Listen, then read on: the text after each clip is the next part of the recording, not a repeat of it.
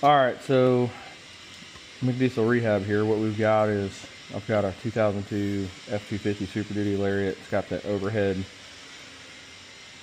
information display which tells you your, obviously, miles to empty, miles per gallon, basically your compass. Well,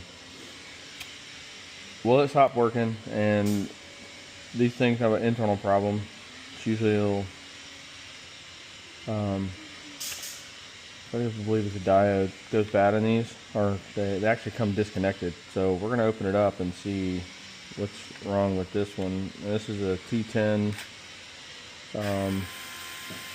screw. Takes which is Torx.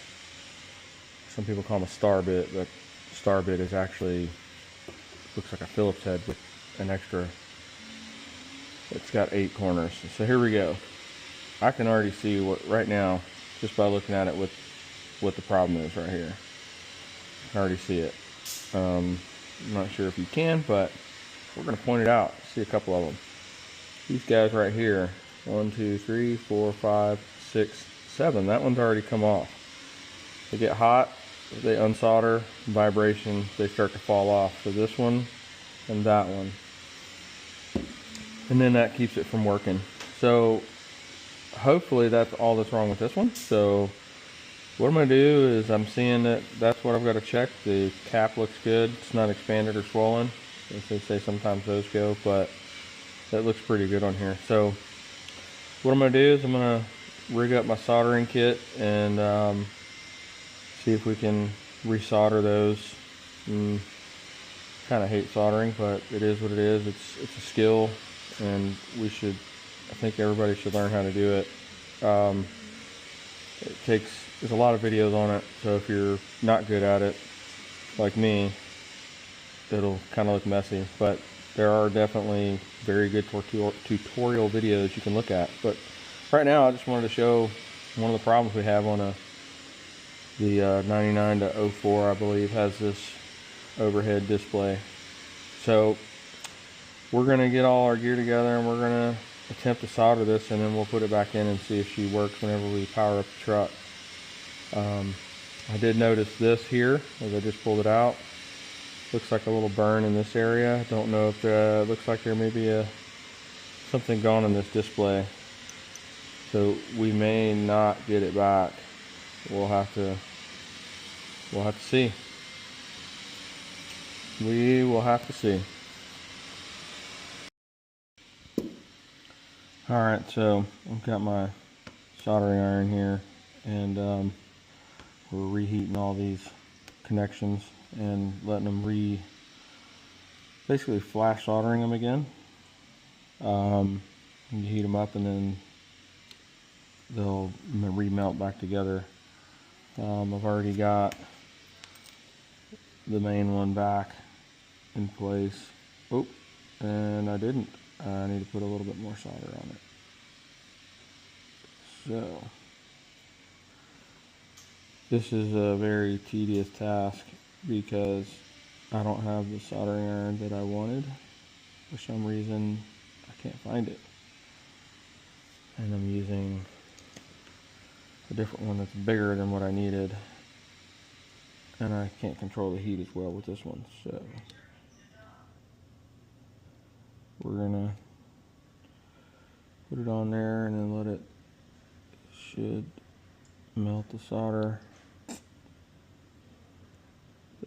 Solder's tricky because once it's been heated and then cooled, it takes a little bit more temperature to get it to melt again, and I should have a wick to wick up the old solder, put flux down and put new solder, but I don't have my small wire that is flux core.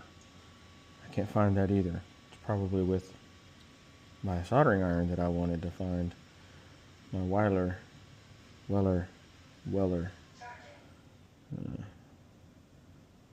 Anyway, this is a very tedious process, and it's probably because they have very little solder on these things from the get-go. Okay, so it's not wanting to go there, so maybe that was enough. we'll see. This thing's getting pretty hot in my hand. It's the Chicago Electric from Harbor Freight. Can't control the heat on this one. That's why I don't like it. But this is what I'm going to repeat doing on all of these and making sure that none of them come back off. And if it's giving me an issue, I'm going to do my best to locate my other soldering iron and my very, very small flux core wire and my wick. So yeah, you can see it's still loose. We're going to shift gears here in a minute because see, you can barely get this stuff in there. Yeah. Alright, so we just finished up. These look pretty rough, but it's because the size of this. I didn't have my very small stuff to get in there, and so whenever I put it on and it started to go to it, I immediately have to pull it away as soon as I get it on there. So I'll heat it up and then touch it and then pull it away until it leaves that stringer. But I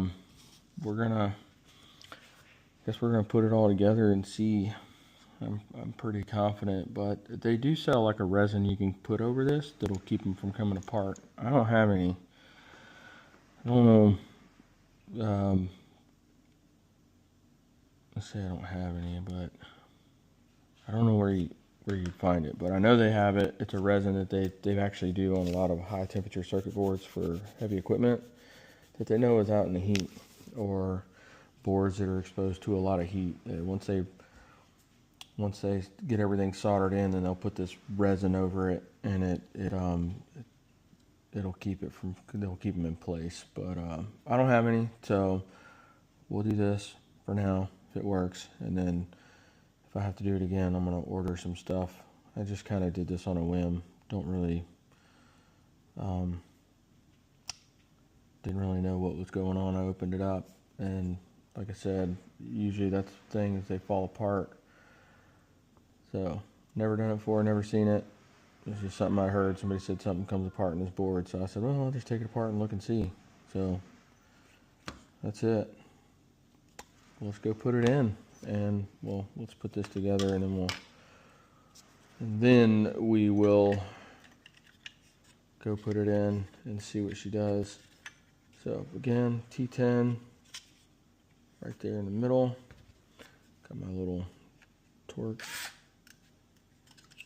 Put this in.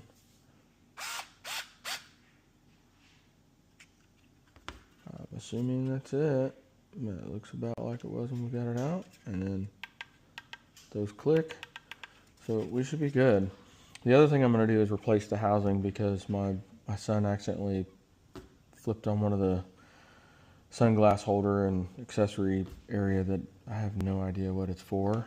I think everybody's like that. It's got some weird holes in it, but he broke both of those on accident, not realizing how brittle they were. He was playing. So, yay. He learned. He cried, poor fella. He didn't know what he was doing. So, anyways, I'll replace that housing, but until then, we'll get this in. MIG Diesel Rehab out. Alright, so here we are in the 2002 F250. It's aged, obviously. It's 2025, so I need to get my seats reupholstered. And, you know, it's my work truck, but it's got a 7.3 in it, and I average probably 20 to 22 miles to the gallon in this thing. So anyways, let's plug this in, and then we'll get some power. We'll turn the ignition on and see what she says. Should I put a screw in there? Should I stay or should I go now? Yeah, let's put one in there. I don't like stuff hanging. That's just me. Let's see here. We'll put this one in right here. Yes. Just for now. Alright. So, let's see what she does. Hey, we've got something. We've got something. 91 degrees outside. Nothing. 21.3 miles to the gallon. That's what I was getting last. So, all right. Well, it looks like we've got it. Yeah. So, yeah, it's showing consistent. I guess whatever I've been measuring, this thing's been out for like 6 years. And I've been saying 20 to 22 miles to the gallon. That was last time I was driving. I was doing like 85, coming all the way back. Now, interesting thing, in 2010, prior to 2010, I used to get about 29 miles to the gallon on this truck, and you know, people thought I was crazy. But in 2010 was when they changed from low sulfur diesel, which was 500 parts per million, to ultra low sulfur diesel, which was they say 15 parts per million, but it's actually produced at when they finish it, it comes out around 7.8. When you look at your reports for the sulfur content, the disadvantage to that is the energy content. This takes, you know, a little bit more fuel to get the same power burn, if that makes sense. And that's because of the sulfur is you know, it is burnable. It is an energy source when burned. It's also a lubrication in the older engines. So yeah, it was kind of disheartening to see in 2010, when I started seeing that new fuel come in, my fuel went down. So yeah, McDiesel.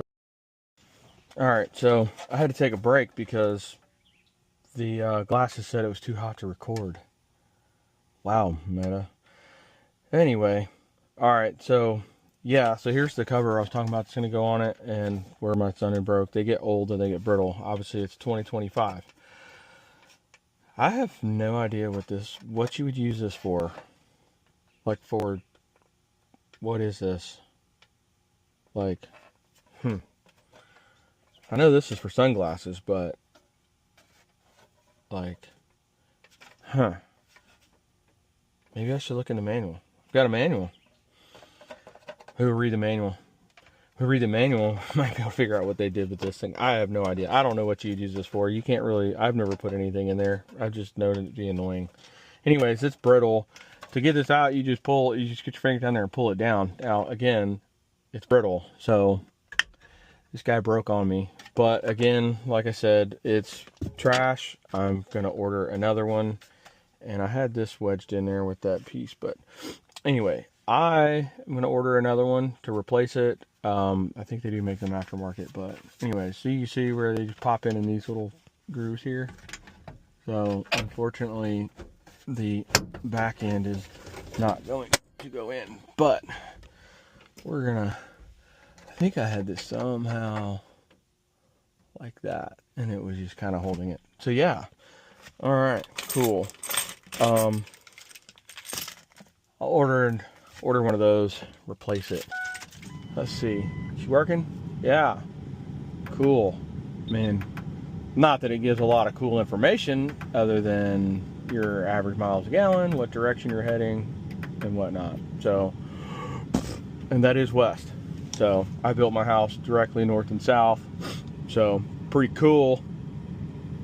Anyways, we got it done. We got that fixed. Now I just have to fix this, then redo my interior and the windows retinted. So that is all. McDiesel rehab out.